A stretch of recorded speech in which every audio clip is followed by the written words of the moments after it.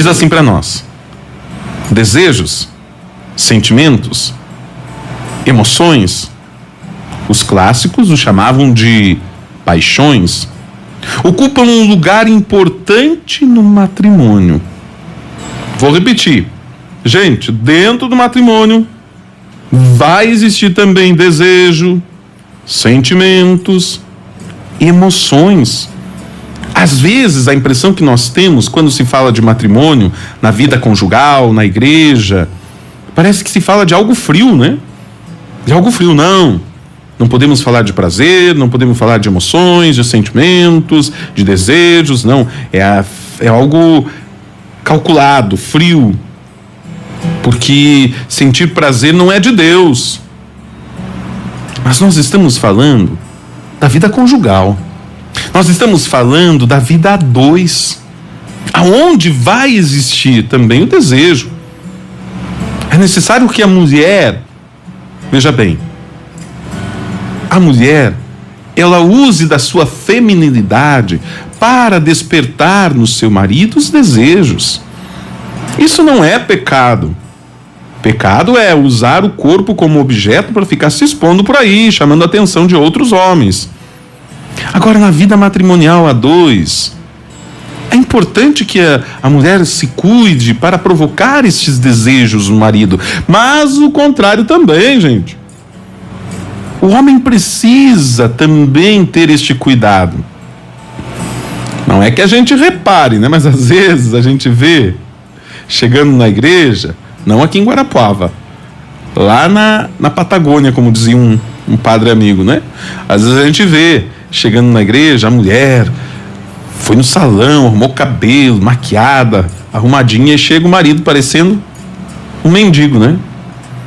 Todo desajeitado, de qualquer jeito, parece que tá vindo do futebol, indo pro bar. Não, gente. O zelo, o cuidado, o asseio com o pessoal também. Então, cuidado consigo mesmo, para despertar também na mulher o desejo, sentimentos, emoções. Isso faz parte da vida matrimonial, faz parte da relação, a sensualidade, o ambiente, o presente, uma bebida, uma música, um espaço, enfim, né? Vai da criatividade.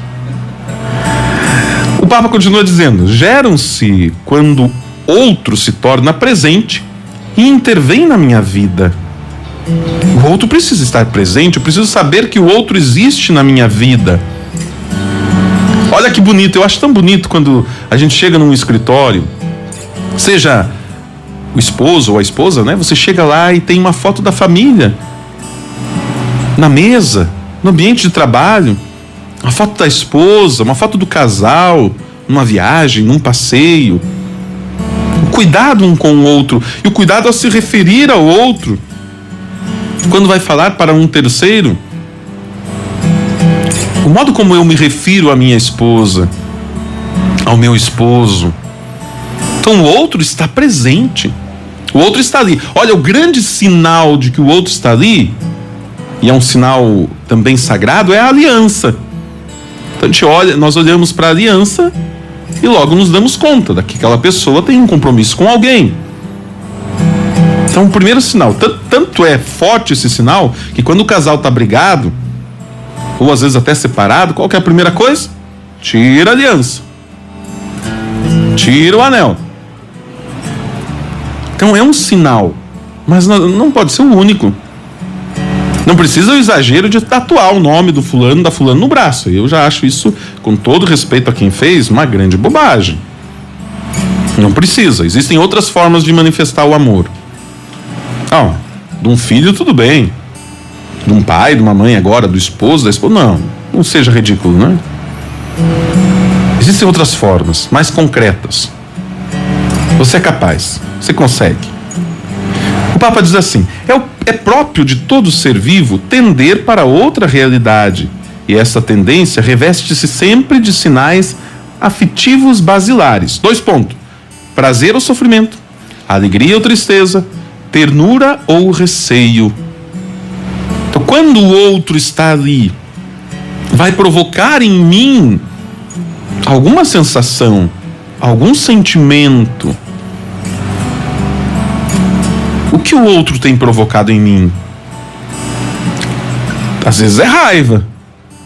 Quantos casais, né? Padre, quando meu marido chega. Padre, quando a minha esposa chega, o que eu sinto é raiva. Este sentimento não surgiu de uma hora para outra. Você deixou ele crescer dentro de você e você alimentou este monstro. Se isso está acontecendo, foi porque situações levaram a isso. E a culpa é dos dois. De quem provocou esse sentimento e de quem deixou que esse sentimento crescesse. A culpa é dos dois. Padre, o que eu sinto é nojo. O que eu sinto é piedade.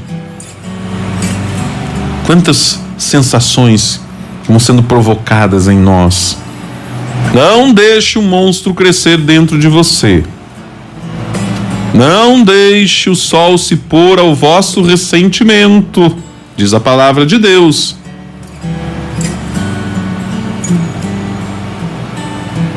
Olha só.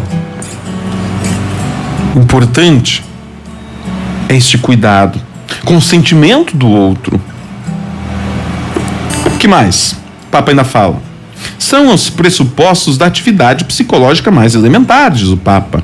O ser humano é um vivente desta terra e tudo o que faz e busca está carregado de paixões. Quando fala paixões aqui no plural, é todo tipo de sensação pro que o nosso organismo recebe, sofre.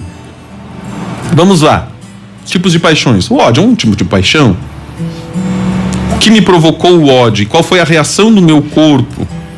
Porque paixão vem do grego pathos, que poderia simplesmente ser traduzido por sofrimento, ou também como uma reação do organismo, do corpo, da mente, do coração, diante das situações. Então, por isso, quando a gente fala paixão de Cristo, nós não estamos falando que Cristo estava apaixonado, né? Paixão de Cristo é o seu sofrimento, desde a sua condenação, passando por toda a flagelação, carregar a cruz, o desprezo, o escárnio, até a morte. Essa é a paixão de Cristo. Você, a paixão de Cristo, Cristo estava apaixonado por quem? Não, é o sofrimento que ele passou, que ele viveu. Então, quando nós falamos de paixões aqui no plural, se refere a isso. Nós sofremos, o corpo reage. E essas reações não são reações que nós controlamos. Muitas delas são incontroláveis. Agora, o que essas sensações podem nos levar a fazer, aí depende de nós. Por exemplo, ficar com raiva de alguém, nós não temos controle. Agora, meter a mão na cara do outro porque eu tive raiva dele, aí é algo que nós temos o controle. Então, essas sensações, diz o Papa, olha, o ser humano é um ser vivente nesta terra. E tudo que ele faz vai ser carregado de paixões. Sejam boas ou sejam ruins. E aí, quais são essas sensações? O Papa coloca prazer, sofrimento, alegria, tristeza, ternura ou receio. Veja que são os sinais afetivos basilares, é a base. Prazer e sofrimento, alegria, tristeza, ternura e receio. E aqui também está a base das promessas matrimoniais. O que o noivo diz para a noiva no dia do casamento? Prometo amar-te e respeitar-te, na alegria e na tristeza, na saúde e na doença, por todos os dias da minha vida. Aqui, ó. Esses sentimentos afetivos, esses sinais afetivos basilares que o Papa nos apresenta. É importante aprendermos a cultivar. Vamos fazer o 44 hoje também? Nós estamos com tempo ainda? Vamos fazer. Fizemos o 143, vamos para o 144. Vamos anotando aí para nós não nos perdermos, tá certo? Você vai junto comigo aqui. Isso. Vamos lá então. 144 é o parágrafo seguinte. O Papa diz assim: verdadeiro homem, Jesus vivia as coisas com grande emotividade. Jesus não tinha emoção? Claro que tinha.